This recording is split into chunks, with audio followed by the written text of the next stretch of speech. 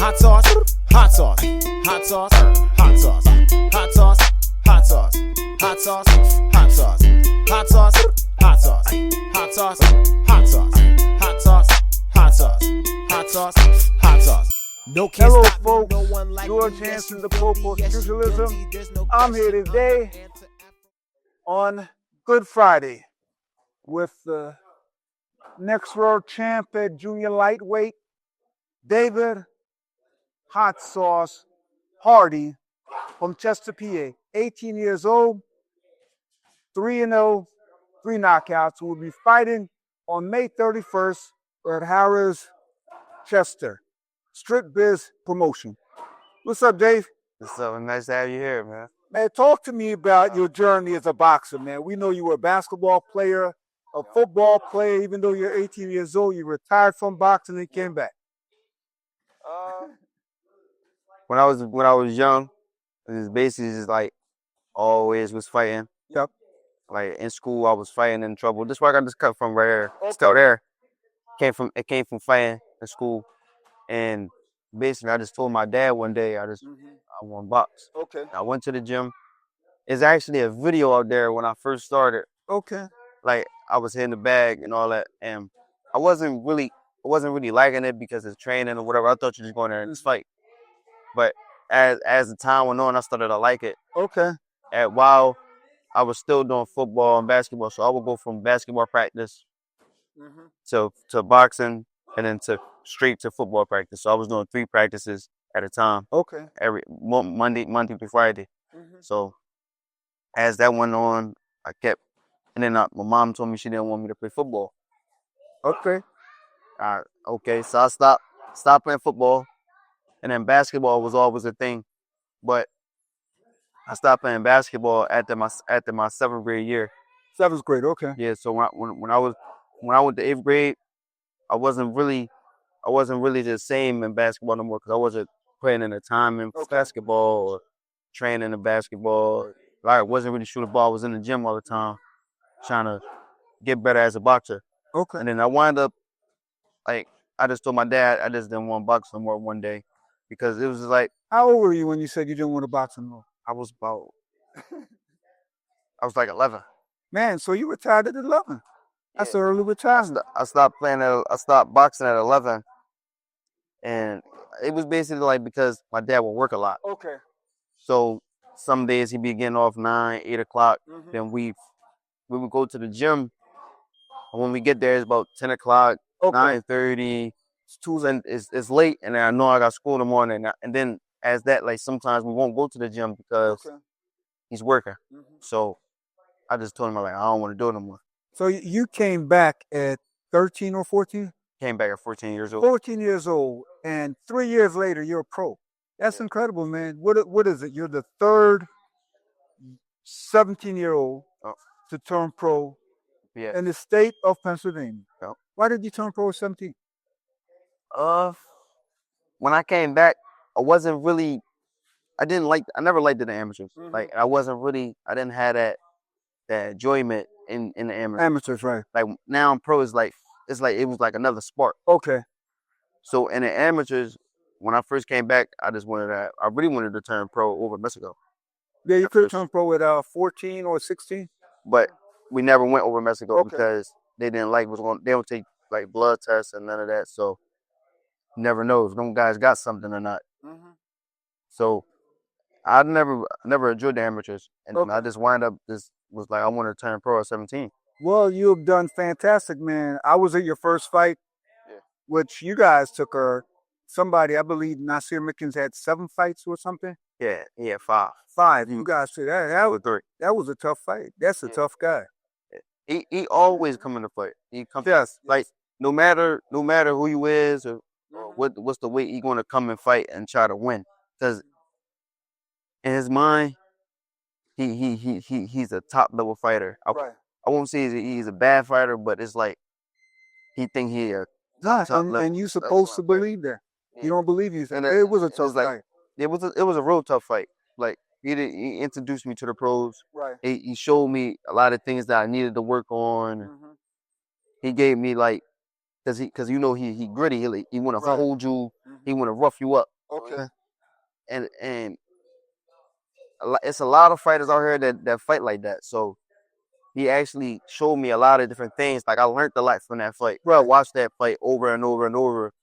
And like when I came back to the gym, I started working on people holding me, getting off me, staying off the ropes, things like that. So that fight helped me a lot, and I appreciate him for taking that fight. What's motivating? What's your motivation? My motivation? Yeah. My motivation is my city and Okay, like Chester. where I'm from. Like Chester is not a great city.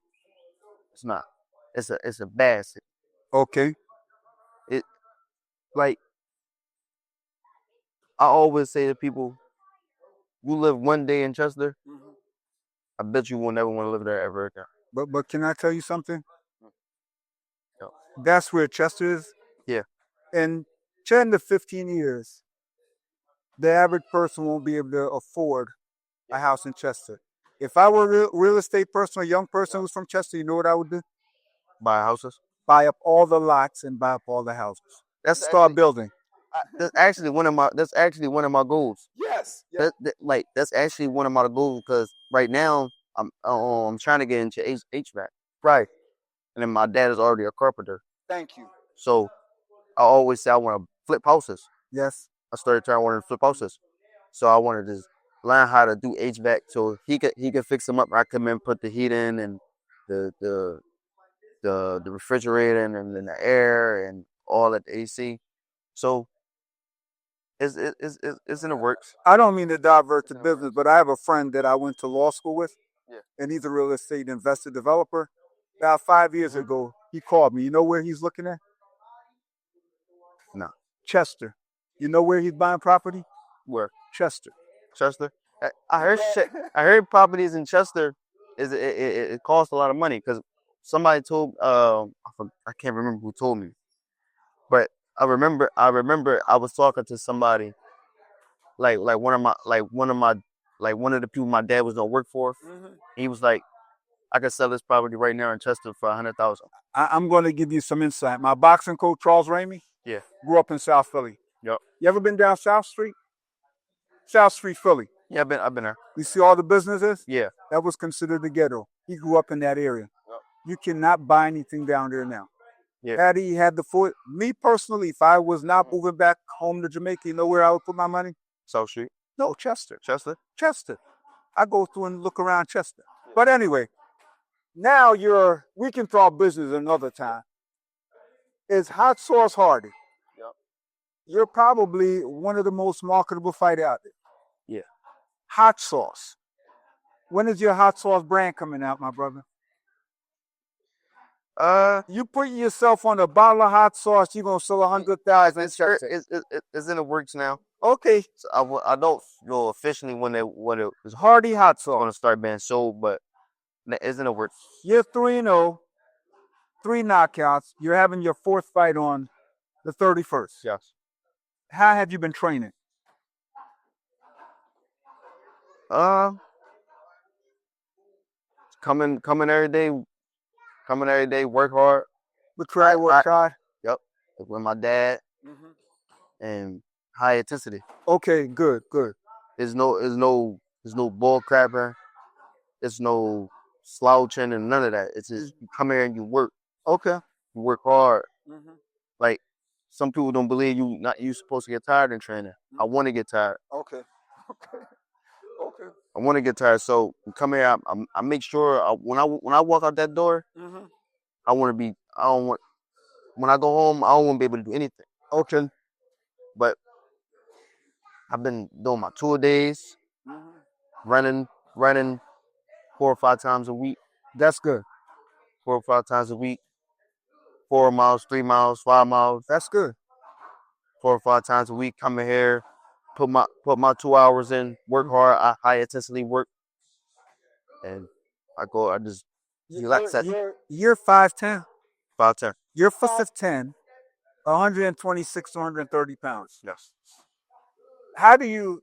I shouldn't ask this question. You must follow a really great diet. You must eat right to maintain your weight. when it's fight time, yeah, I cut off juice. Right. Talk about sugar drinks. Like yeah, I cut off like the bread, Right. the heavy carbs. Like eating, when I'm in camp, I don't eat after eat. Okay, that's good. So when I'm out of camp, we in junk and you just doing what you're doing. But I always keep it to where though I don't get too high. I don't want to be going to the 150s and the 160s and all that. So I just keep it around to like keep my weight like 142, 140, Okay.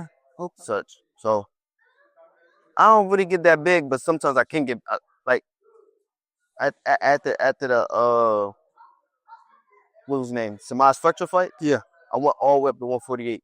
Oh my God. I That's went a lot. I went all the way up to 148. I was like, I'm not getting that big again. And so this time I kept it down. But when the fight's coming up, I probably eat 3 times a day, but like I eat like one thing of carbs a day. Okay. That's So like that'd be like my breakfast. So I'll probably eat like pancakes or okay. something like that, like eggs and sausages. After that, I start eat like fruits, and then I have my protein like fish Okay. for my dinner, protein and or like baked chicken and stuff like that. But I don't really go on like a real heavy diet. Now that's good, man, because you come in shape. Yeah. You're still explosive. Yeah. So you're not draining yourself. Let's talk about the relationship with your dad. I see Pop is always there. We got to go through Pop like the Kremlin to interview you and all. Talk to me about the relationship with your dad. I know you said your dad kept you out of trouble. Yeah. He did everything, made sure you were on the straight and narrow. Well, that's my twin. But that's your twin. Yeah, that's senior. That's senior. So You're a junior. I'm junior. I'm a junior too. No, I shouldn't say that. My dad gave me the exact same name. I didn't find out until I would become a U.S. citizen that I wasn't a junior. He gave me the exact same name. Yeah. But you're a junior. Yeah. Me and my dad got a very great I know us. son bond. Yes, yes. Right. Like 9 times out of 10, if you see him, you want to see me. It's just like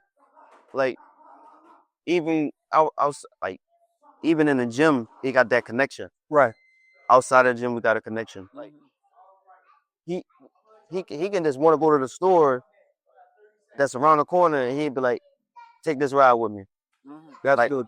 Well, everywhere he go, I gotta be with him. Nah, because it's good. So we got a real great bond. It's a great bond. And like some people don't have that bond with their fathers like that.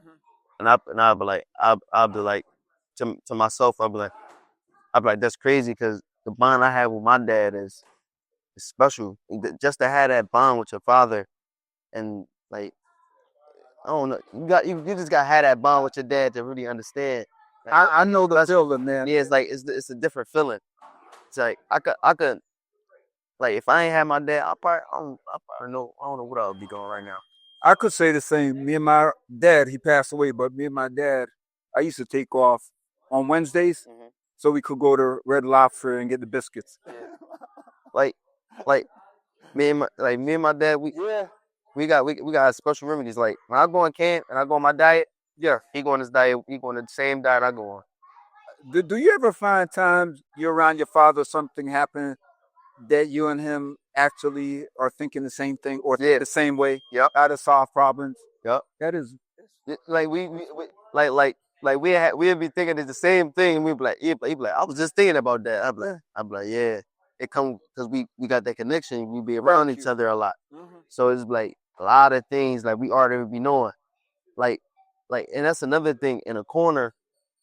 Even with Coach Rashad. yes. When I come to the corner, you know how other people in the corner, like they yelling at their fighter or whatever. We communicate. Yep. I come to the corner, what you seeing out there? Now I telling people like that's exactly I've seen that, man. I watched the corner when I'm in press row. Yeah, he be like, that's exactly what that's exactly what I was about to tell you. Cause I already be knowing. We got that bond. It's like he can give me a certain look. I know.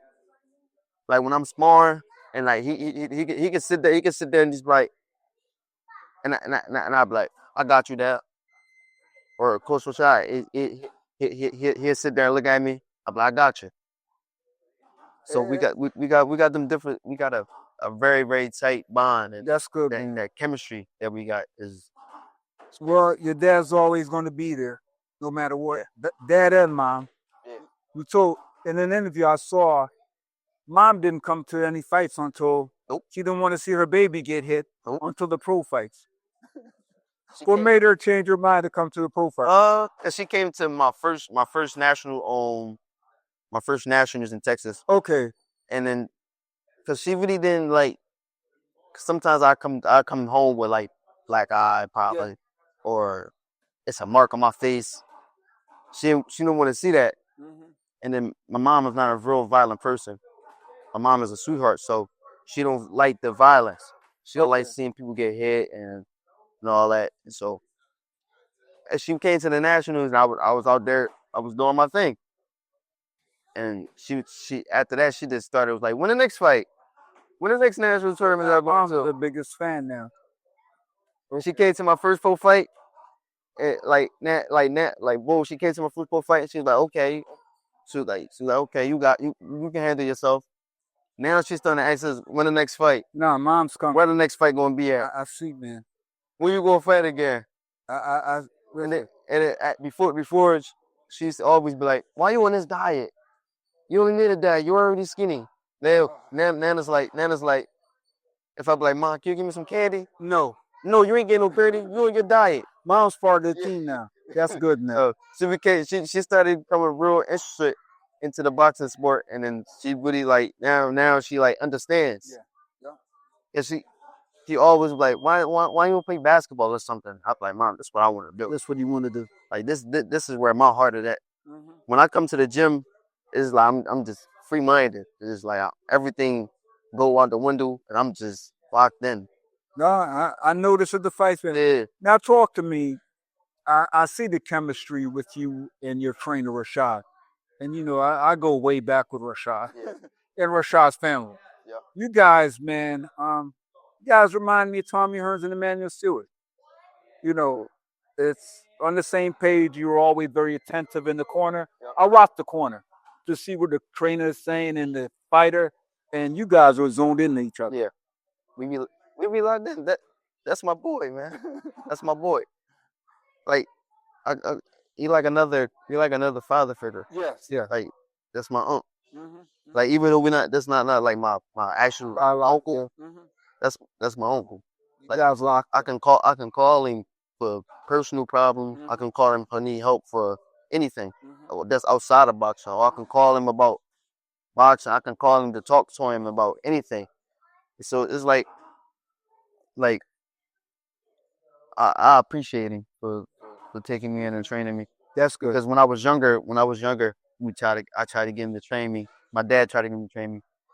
He told me no. He told my dad no. And then he sent me up to King Sessom. Well, Rev? No, yeah, we was up, but Rev was training me. Coach T.Y. was training me. Okay. T.Y. But he no longer coach no more. But he pop up here and there. But that they was cool people, and he sent me up there to train with him.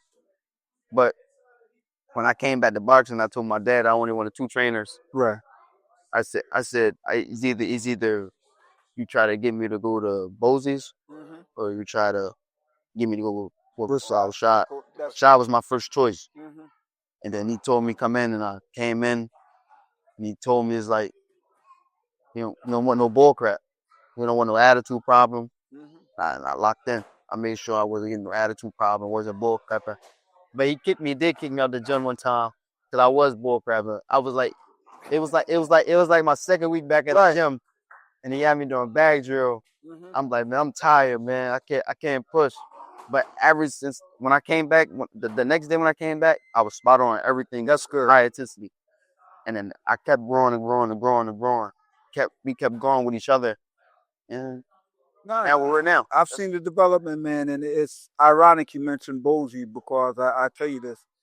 We interviewed a guy, I think he was 17 at the time. Yeah. Guy named Duran Ennis, who's now the unified welterweight champ. And I see the same future for yourself, man. Yeah. You know, hard worker. He is special talent. He listened to his dad. He lives in the gym. He's been in the gym since he was in diapers. Yeah, his brothers is good fighters. Oh, they were exceptional, man. Uriah and Pooh. I think Pooh, I can say this on record. I think Pooh had the fastest hands I've seen, man. Next to Ray Leonard.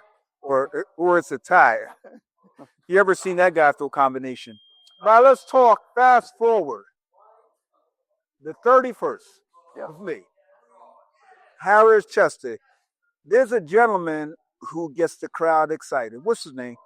He yells hot sauce and get everybody yelling hot sauce. Mark. Yes. Mark. Will he be there yelling hot sauce? Of course. Of course. Yeah. What time is it right now? You think? Crab what? It's what? When we started, it was probably like what? 5 o'clock. Yes. It's after 5 now. It's probably about 5:30 right now. Yes. He'll be here in 30 minutes. Oh, Mark will be in 30 minutes. I might have to hang around and interview him. He'll probably come in about 30 minutes. Okay. With his son Honey Hands. Okay. But he gonna be in the building.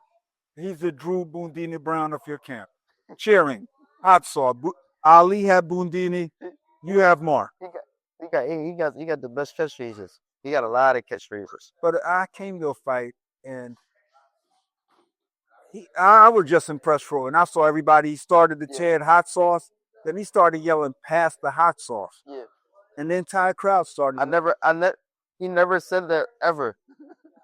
Like he just come up with a lot of things. Yeah. Like never know. That's why he might come up with something else. So he got a lot of catchphrases. That's good.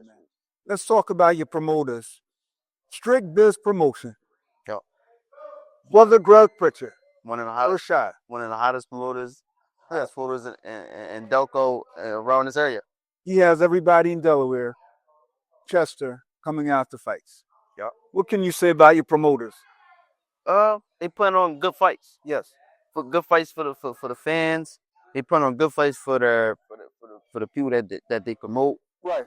And they building their fighters. Okay. In a good way. You know, I see a lot of promoters like they would get a guy to 5-0 and 10-0 and they cash him out. Right. They not in the sport to cash out their fighters. They in it to build them up to get to the world champions and be a world champion and get the big high level fights. And a lot of promoters they see dollar signs. They be like, oh, say they got a young prospect that's 10-0, they will want them to go fight another 10-0 guy for $30,000. When later on down that line, that fight can be worth $10 million, $5 million. Thank you. So they're here for the long term. They're here for the long term. Like they trying to build up their fighters in a great way, and they're not looking to cash them out. And I like that about them. No, that's good, man.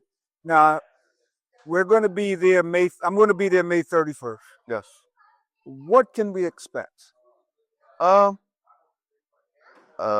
great fight. Great fight. A great fight. Okay. Great fight. I won't say I'm going to come in there and just knock him out or nothing, but I can say I'm going to come in there and do what I got to do. Okay. And I didn't ask this question. I got more. Who are your favorite fighters today, and what have you learned from today? Like today, the people. fight. You know, I love Jack Johnson, Muhammad Ali, Tommy Hearns, Ray Leonard, Sugar Ray Leonard. Yeah. Name 3 people you really admire, and what have you stolen from them? Because boxing's all about stealing.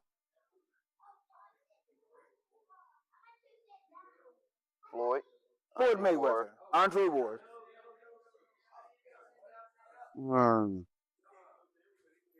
You've named 2 legends, man. Terrence Crawford. Man, 3 legends. What do you like about those 3 gentlemen? It's ironic they're all undefeated. Yeah. Terrence Crawford, because, I switch it too. Right. He switch it. A lot of people don't know I can switch it. No, I've seen you fight southpaw. Because I can fight southpaw, but when I just don't do it a lot of time. But I train southpaw. I spar southpaw, but in a fight, sometimes I don't switch because I don't think I need to switch at that time. But Terrence Crawford, I like him because he's all around. He could do everything. Former high school wrestler. Yeah, and then like he could do everything. Like with the Errol Spence fight, nobody expected him to go out there and bang it out with Errol Spence. People were and people expected him to boxing, but no, he went out there, got in the pocket with him, and I like that about him because with me, people don't know this, but the first way I learned how to fight was inside the pocket. Okay. Before I learned how to use my jab and my legs and box. So he can also box and he's a great counter puncher. Yes. If you notice with me, I'm coming off the shots. And it's all about the timing and perfecting it. So I like him because he's all around. With Floyd, I like Pretty Boy. But Money May, that's when Marketing machine. Money May, that's when his smartness came out. His intelligence. He used his IQ for in the fights. He didn't go out there just to get you out of there no more. He picking you apart. So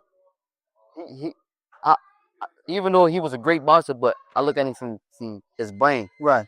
So when I watch him, I'll be like, okay, he did this, he did that. He was using his IQ. He knew when to tie somebody up. He knew when to get inside, get gritty a little bit. He knew when to box him. So when I started watching fights, like when I started watching his fights, and I started thinking, I started putting that all into my brain. I'm like, okay, and then that's how I really got my IQ. I really started to study the game. Now Andre Ward, great fight. Andre Ward. Yeah. SOG. That now what I took from him is that dog. Is anything you got to do to win, he's going to do it. Right. And I used to be like, people be like, he a dirty fighter or stuff like that. But I be like, you do whatever you want to do to win.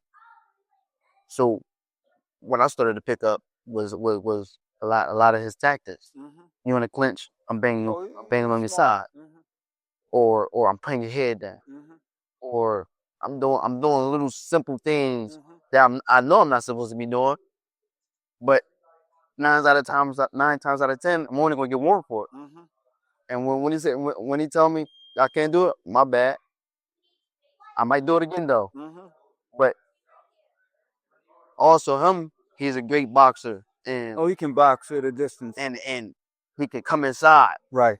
And then he was also all around, but I like him for his brain and his will to win no matter the cost. So they're my 3 favorite fighters because of that, and they also was big talents. So I also take a lot of things like how, like Andre Ward, he kept his hand lead up, play with your hand lead. So I took a lot of that with Floyd, keeping them off me, using my feet, using my IQ to get out of certain things. And with Terrence Crawford, is like I can do whatever. And I train like that all the time. Like with Rashad, Coach Rashad, he was all around. He can get inside and bang with you and box you. So when we train for everything. We train to be inside. Okay, we want to be inside, we get inside. Just short size. You want to be boxing? Okay, we can be boxing. Or it's time to get gritty, holding. Put his head down. Sometimes little cheap shots in the clinch. So now let me ask the ultimate question: if you're going to one of the roughest neighborhoods on the planet, and you can take one fighter with you out of the 3 you mentioned, who would you take? This just for fun, man. I'm not saying anything. No. I'm like, y'all will take. My God, you named that's the guy I'm taking. Crawford. cause he can wrestle too. He The fight might end up on the ground. yeah, he might end up on the ground. Bud Crawford. He can toss you and all that. So If I'm on the rough neighborhood, that's the man I'm taking. yeah, I'm taking him because he can wrestle. He can wrestle, yo. I might need a couple slams out of him. Oh man, well, I appreciate it, man. This has been a good interview. Like I said, got a bright future ahead of you. Thank you. 4 years, we probably will be interviewing for your world championship shot. 3 or 4 years. Yeah. Well, there you have it, folks. David Hot Sauce Hardy from Chester, Pennsylvania. You need to come out on May 31st, Strict Biz Promotion, Harrah's Chester Casino. Come on out to see this young man. We will be sharing the hot sauce or pouring the hot sauce on. Take care and continue to watch Boxing 396. Thanks. Thank you. Oh no, no, Well, this is the baby, tell me where you gone. I've been feeling for your love so long. We can praise God in the moonlight. Baby, if you with me, better do right. And I've been gone too long, and I'm hoping that you sing my song. I've been on this road for way too long. I've been hoping that we all get along. These roads of flames are catching a fire. Showed you I loved you, you called me a liar. Give God the thanks and praises. I've been on my own.